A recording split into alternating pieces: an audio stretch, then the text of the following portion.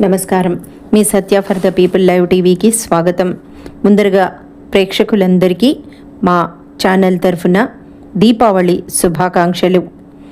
దీపజ్యోతి పరబ్రహ్మ దీపసర్వతమోపహ దీపేన సాధ్యతే సర్వం సంధ్యాదీప నమోస్తుతే.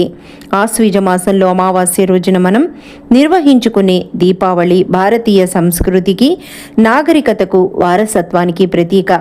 భిన్నత్వంలో ఏకత్వం ఉన్న భారతదేశంలో ఎన్నెన్ని ఆచార వ్యవహారాలున్నా వేరువేరు పద్ధతుల ద్వారానైనా జరుపుకునే దివ్య పర్వదినం దీపావళి. ఆశ్వీజ మాసం పరమ పవిత్రమైంది. ఇది శరన్నవరాత్రులతో మొదలై దీపావళి అమావాస్యతో ముగుస్తుంది. దీపావళి ముందర రోజు నరక చతుర్దశి. నరకాసురుడనే రాక్షసుని సంహరించాలని దేవతలందరూ శ్రీకృష్ణుడిని విన్నవించుకున్నారు. అప్పుడు శ్రీకృష్ణుడు సత్యభామతో కలిసి వెళ్లి నరకుణ్ణి యుద్ధం చేసి సంహరించాడు. నరకుడు మరణించిన ఈ రోజునే నరక చతుర్దశి అంటారు. పాపాత్ముడైన నరకాసురుణ్ణి సంహరించటం వల్ల అందరికీ ఆనందం. ఆ ఆనందానికి ప్రతిరూపమే దీపావళి పర్వదినం. అలాగే బలిచక్రవర్తిని వామనుడు పాతాళానికి పంపింది ఈరోజే. అందువల్ల ఈరోజు అపమృత్యు నివారకమని విశ్వాసం. తెల్లవారుజామున పెద్దలందరూ నరక చతుర్దశి స్నానం చేస్తారు. ఈరోజు లోకాన్నంతటినీ పాలించే లక్ష్మీదేవి నీటిలోనూ తైలంలోనూ ఆవహించి ఉంటుంది. అందువల్ల శరీరానికి నువ్వుల నూనె పట్టించి అభ్యంగిన స్నానం చేస్తారు. ఇది తెల్లవారుజామునే చెయ్యాలి. ఎందుకంటే ఆ సమయంలో స్వాతి నక్షత్ర కాంతి నీటిపై తన ప్రభావాన్ని చూపిస్తుంది. మరుసటి రోజు అమావాస్య కాబట్టి సూర్యుడు తన ప్రభావాన్ని సంపూర్ణంగా చూపుతాడు. నీటికి అధిపతి అయిన వరుణదేవుడు అనుగ్రహ ప్రదాతయ్యి సిద్ధంగా ఉంటాడు.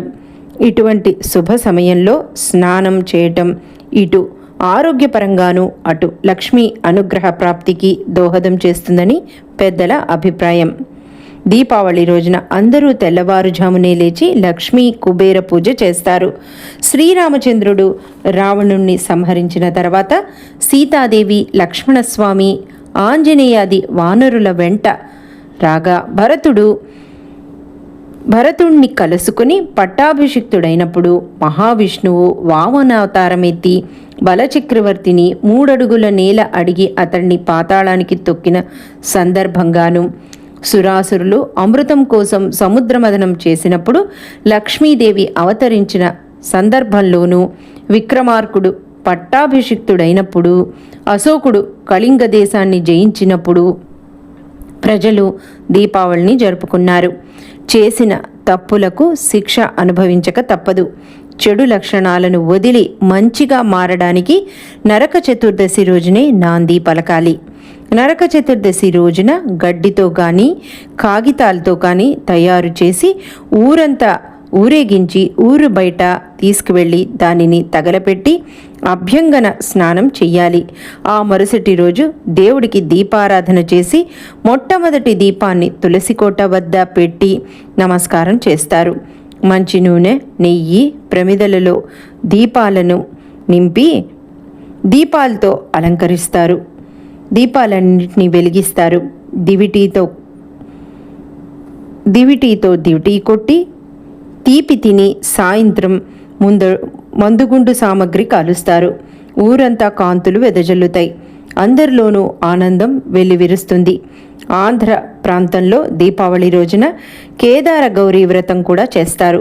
కేదారం అంటే పంట పొలాలు, వ్యవసాయదారులు తమ కష్టానికి తగిన ఫలితం లభించి పొలాలన్నీ పచ్చగా కన్నుల పండగగా ఉండటాన్ని చూసి కలకాలం తమ జీవితాన్ని ఇలాగే సాగిపొమ్మనే వాళ్ళని దేవుణ్ణి కొలుస్తూ వ్రతం చేస్తారు. ప్రకృతి స్వరూపుడైన స్త్రీ దేవతల్ని పూజించటం ఈ ఆశ్వీజమాసం ప్రత్యేకత. దీపావళి మానసిక వికాసాన్ని కలగజేసే పండుగ. సమస్యల్ని అధిగమించటానికి మనిషికి విజ్ఞానం కావాలి. తన ప్రయాణాన్ని కష్టం నుంచి సుఖానికి తనే మరల్చుకోగలగాలి. దీనికి కావాల్సింది విజ్ఞానం. జ్ఞాన జ్యోతి ప్రకాశించగానే అజ్ఞానం తొలగిపోతుంది. తమసోమా జ్యోతిర్గమయ అంటే అర్థం ఇదే. ప్రకృతి ఒక పరిణామాత్మకమైన చైతన్యం. విచిత్రం. ప్రతి పర్వం మానవ జీవన వికాస క్రమంలో ఒక మైలురాయి. పంచభూతాత్మకమైన పరబ్రహ్మతత్వాన్ని సాంప్రదాయంలో అందించే కరతాళమలకమే పండగే మానవ జీవనానికి ప్రతీక. అదివి సర్వం విచ్చుకున్నది మొదలు మానవ మనుగడ ప్రారంభమైంది. మొదలు పండగే మనిషికి ఆహ్లాదాన్ని అందించేది. ఆ సత్యం నుండి సత్యం వైపు, చీకటి నుండి వెలుగు వైపు, అసత్యం నుండి సత్యం వైపు, చీకటి నుండి వెలుగు వైపు నడిపే నవ దివ్య జ్యోతి. అపమృత్యు భయాలను పటాపంచలు చేసే భవ్య జ్యోతి లోకమంతటా వెలగాలి. దీపం వెలగగానే చీకటి చిట్లిపోయినట్లు విజ్ఞానం తాకిడికి అజ్ఞానం వీడిపోవాలి. కుసంస్కారపు కహారాల్లోకి సంస్కారం చొచ్చుకుపోయి అవాంతరాలు అపార్థాలు వీగిపోయి దివ్య జ్యోతిర్మయి ప్రపంచం కోసం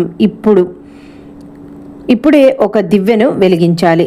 హృదయాంతరాలలో చైతన్య పరిధిని విస్తృతం చేసి సార్వజనీయకమైన ఒక సమైక్యతా భావాన్ని సర్వత్రా జ్వాలమనం చెయ్యాలి. అప్పుడే లోకానికే దీపావళి వెలుగు, మానవాళికి ఆనందాల జిలుగు. కాకరపువ్వొత్తులు కాల్చటం, టపాకాయలు పేల్చటం, పిండి వంటలు తినడం, పురాణాలు వినడం ఇదే కాదు దీపావళి పండగంటే. నాడు నరకాసురుడి వధ జరిగితే నేడు సామాన్యుని వ్యధ తీరాలి. అభాగ్యులందరి జీవితాలలో సూర్యకాంతులు చూపలేకపోయినా కనీసం వారి కళ్ళల్లో చిరుదివ్వెలు వెలిగించాలి. పస్తులున్న వారికి పరమాన్నం పెట్టలేకపోయినా ప్రేమతో పట్టెడు మెతుకులు పంచాలి. నా అన్నవాళ్లు లేని అనాథలను ఆదుకోవటంలో మనమంతా మదర్ తెరీసాలు కాలేకపోయినా మానవత్వం చాటుకోవాలి. మానవత్వంతో మూరెడు ముతకగుడ్డైనా సరే కప్పగలగాలి. మనం బాగుంటే అందరూ బాగున్నట్లే, నా కడుపు నిండితే అందరి ఆకలి తీర్చినట్లే అనే భ్రమలో బ్రతికే బ్రతుకు వెళ్ళదీయకుండా తోటి మనిషికి సాయపడే సాటి మనిషిగా బ్రతకాలి. మన చుట్టూ ఉన్నవాళ్లకే కాక అందరికీ, అనాథలకే కాక అందరికీ కూడా మనం సాయం చేయగలిగి ఉండాలి. దీపావళి అర్థం అదే. మనమే కాక మన చుట్టూ ఉన్న వాళ్ళు కూడా ఆనందంగా ఉండాలి అని దీని అర్థం. దీపం ఎలాగా తన కాంతితో చుట్టుపక్కల కాంతిని ప్రకాశింపచేసి అందరికీ ఆహ్లాదాన్ని, ఆనందాన్ని, జ్యోతిని, వెలుతుర్ని పంచుతుందో మన మనసులు కూడా అలాగే వికసించాలని దీపావళి యొక్క అర్థం. చీకట్లు పారదోలి వెలుగును నింపే దీపావళి అంటే అందరికీ ఇష్టం. ఆ మహాలక్ష్మి కరుణా కటాక్షాలు అందరి మీద ఉండాలని అందరూ ఎదురు చూస్తారు. ఆ తల్లిని పూజిస్తారు. మన దేశంలో భిన్న సంస్కృతులు, ఆచారాలు ఉన్నాయి. అలాగే పండగల విషయంలోనూ ఉన్నాయి. అవేంటో చూద్దాం. ఉత్తర భారతదేశంలో దీపావళి 5 రోజులు జరుపుకుంటారు. దక్షిణ భారతదేశంలో 3 రోజులు జరుపుకుంటారు. గుజరాత్లో నూతన వ్యాపారాలు తప్పకుండా ఆరంభిస్తారు ఈ రోజున. కలకత్తాలో కాళీ పూజ చేస్తారు. ఇవే కాక బౌద్ధ మతంలో బుద్ధుని చుట్టూ దీపాలు పెట్టి పూజించటం వారి ఆచారం. ఈజిప్టు, యెమెన్ దేశాల్లో కూడా దీపారాధన సాంప్రదాయం ఉంది వాళ్ళకి. చైనాలో సంవత్సరానికి 2 సార్లు దీపోత్సవం చేస్తారు. అమెరికాలో మన దీపావళిని పోలి ఉండే హాలోవిన్ పండుగ జరుపుకుంటారు. రోమన్లు సామోనా పండుగను కూడా దీపావళిని పోలి ఉంటుంది. ముస్లింలు షబే బరాత్ పండుగకు మన దీపావళికి దగ్గర పోలికలు ఉన్నాయి. ఇలా ఎవరు ఎలా చేసినా అందరూ సుఖంగా ఉండాలని దీపం వెలిగిస్తారు. దేశాలు మారినా, మతాలు మారినా అందరికీ దారి చూపేది దీపం. అందరికీ దీపావళి శుభాకాంక్షలతో అందరూ జాగ్రత్తగా, సరదాగా పండగ జరుపుకోవాలని మేము ఆశిస్తున్నాం. శుభం భూయాత్. మీకు మా ఛానల్ నచ్చితే కనుక మా ఛానల్ని సబ్స్క్రైబ్ చేయండి, లైక్ చేయండి, షేర్ చేయండి. మరో ఎపిసోడ్లో ఇంకో కొత్త విషయంతో మళ్ళీ కలుసుకుందాం. అప్పటి వరకు సెలవు.